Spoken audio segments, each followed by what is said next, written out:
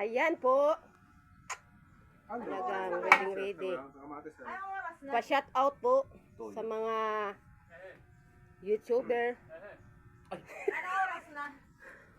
Ayan po yung ang aming Sir Dennis at ang aming pong Master Chief. Chef pala, hindi Chief. Yan po yung aming Master Chief ng Ilocos. Oh, akin na. Ito. Ah, wala namang inom? At ito naman ang aming si Ma'am Darren. Yeah, wag mong ganay. Dapat kay madam. Ang aming sir ay pawis-pawisan. Ano po? Pero gwapo pa rin. Ba't ako di mo sinabi yan kayo? Bago pang alaang, ikaw naman ay. Ayan, ang aming pong Master Chef na macho na gwapito pa. Tamang description dapat. Nakakasaya. Tama ang adjective ha. Magtatawa ito si Ate Mincy pag nanood nito. Sasabihin, kasaya pala na yung may pa ako sumama. Sabi, dati in-order mo na lang yung sakon na yun.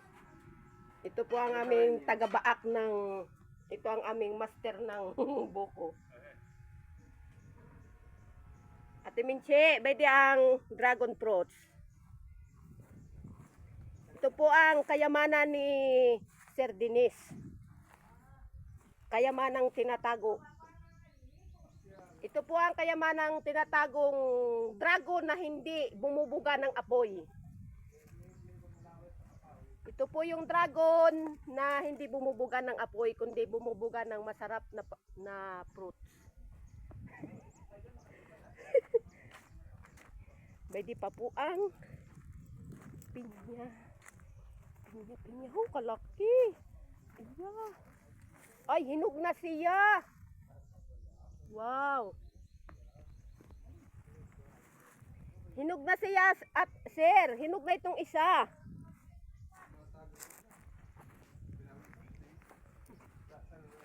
Yan po ang buongon sa dito tawag sa kanay lukban.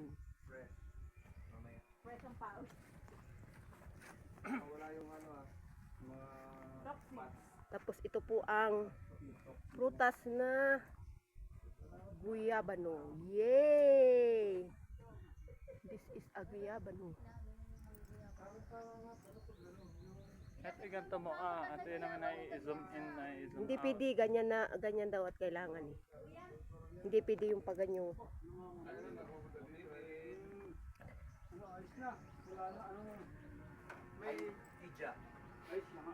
Nice place and nice place. farmer.